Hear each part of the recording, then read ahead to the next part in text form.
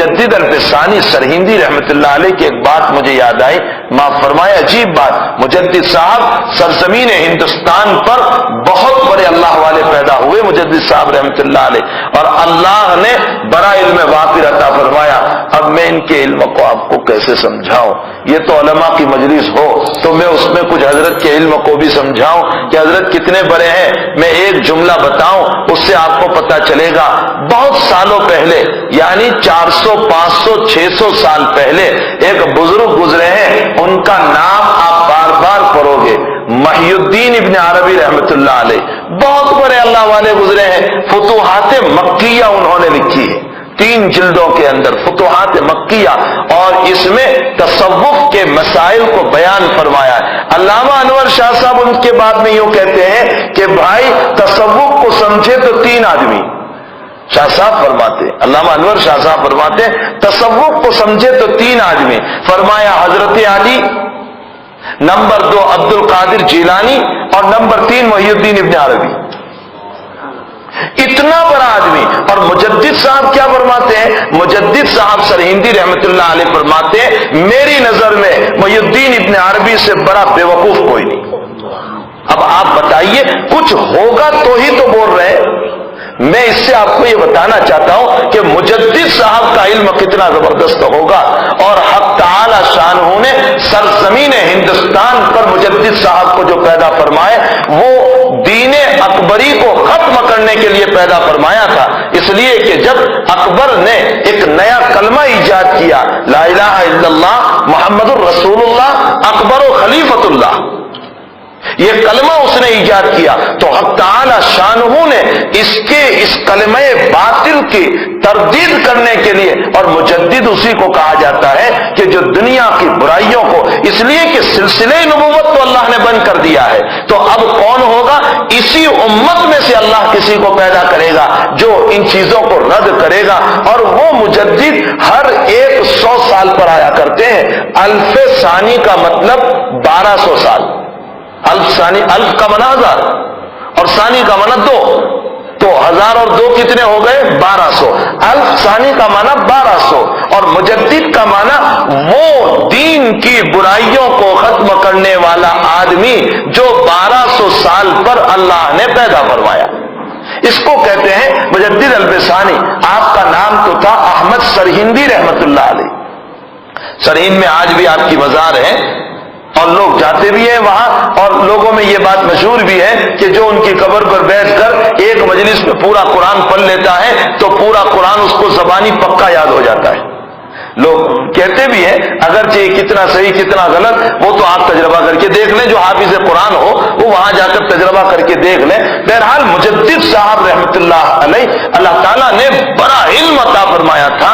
حضرات اکابر کی نگاہ لے کر کے جب ہم دیکھتے ہیں تو معلوم ہوتا ہے کہ مجدد صاحب کو اللہ تعالیٰ نے کیا فرمایا۔ میں ایک مثال دوں، بہت نیچے اتر کے سمجھاؤں آپ کے علوم کے سلسلے میں۔ قرآن کریم میں اللہ تعالیٰ فرماتے ہیں انا عرضنا الامانۃ علی السماوات والارض والجبال فابین ان یحملنها، اللہ کہتا ہے کہ میں نے اپنی شریعت کو، یہاں پر امانت بمانا شریعت ہے، میں نے اپنی شریعت کو پہاڑوں پر پیش کیا، آسمانوں پر پیش کیا کہ تم لوگ میری شریعت پر عمل کرو گے، میں تم میں روح ڈال دوں۔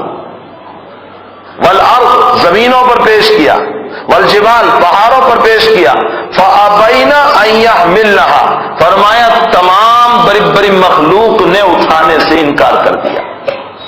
کتنی بڑی مخلوق ہے، آسمان، زمین، پہاڑ، فابین ان یحملنها واشفقن منها، اور ڈر گئے اٹھانے سے۔ آگے فرمایا یہ 6 فٹ کے انسان نے اٹھا لیا، وحملها الانسان، پہاڑ کے مقابلے میں تو بالکل چھوٹا سا ہے، آسمان کے مقابلے میں چھوٹا سا ہے، اتنی بڑی زمین کے مقابلے میں چھوٹا سا ہے، اس نے میری شریعت کو اٹھا لیا۔ اب جب سب نے منع کیا اور ہم نے اٹھایا تو ہماری تو تعریف ہونی چاہیے تھی نا، لیکن اللہ ہماری برائی کر رہا ہے، کہہ رہا ہے انہ کان ظلوما جہولا، یہ انسان ظالم بھی ہے جاہل بھی ہے۔ تو ہماری تعریف کے بجائے یا تو برائی ہو گئی ہماری، حالانکہ ہم نے تو کمال کا کام کر دیا، سب نے منع کیا تو ہم نے اٹھا لیا، تو اب ہماری تعریف ہونی چاہیے تھی۔ مجدد صاحب رحمۃ اللہ علیہ جواب دیتے، فرمایا یہ تعریف ہی ہے، برائی نہیں۔ ظالم کہتے ہیں وضع الشیء فی غیر محلہ، ظلم کس کو کہتے ہیں؟ ایک چیز کو اس کی جگہ سے ہٹا کر ایسی جگہ پر رکھنا جو وہ چیز کے لائق نہیں، اس کو کہتے ہیں ظلم۔ ٹوپی سر میں پہنی جاتی ہے، اگر کوئی پاؤں میں پہن لے تو ٹوپی پر ظلم ہو گیا۔ کوئی انسان 2 لکڑی کا مستحق تھا، آپ نے 5 مار دیا تو ظلم ہو گیا۔ ظلم اس کو کہتے ہیں کہ جو جس کا لائق تھا اس کے خلاف اس کے ساتھ معاملہ کیا جائے، اس کو کہتے ہیں ظلم۔ اللہ فرماتے ہیں کہ تو چھوٹا سا تھا، نہ تیری اتنی ہمت تھی کہ تو اس کو اٹھا پاتا، پھر بھی تو نے کمال کر کے اپنی طبیعت پر برداشت کر کے اٹھا لیا، تو یہ ظالم محبت میں بولا گیا ہے۔ کبھی ظالم جو ہے نا پیار اور محبت میں بھی بولا جاتا ہے۔ اور فرمایا جہولا اس لیے کہا کہ جب انسان کسی چیز کو سامنے رکھ کر بہت شان بتاتا ہے، بہت شان بتاتا ہے، میں بھی کچھ جانتا ہوں، تو یہ انسانوں کی نگاہ میں برا سمجھا جاتا ہے۔ حضرت موسیٰ سے کسی نے پوچھ لیا علیہ الصلاۃ والسلام، شاندار بیان دیا، کسی نے مجمع میں پوچھا کہ حضرت آپ سے زیادہ اچھا کوئی جانتا ہے دنیا میں کسی کے پاس زیادہ علم؟ آپ نے فرمایا لا، بالکل صحیح جواب تھا، نبی سے بڑھ کر دنیا میں علم ہوتا ہے، لیکن اللہ کو یہ ادا پسند نہ آئی کہ تم نے ہمیں بھول کر کیوں کہا، تمہیں تو یوں کہنا چاہیے تھا کہ اللہ کے پاس بڑا زبردست علم ہے۔ فرمایا جاؤ خضر کے پاس تمہارے علاوہ بھی علم ہے، تو حضرت موسیٰ کو نکالے خضر کے پاس۔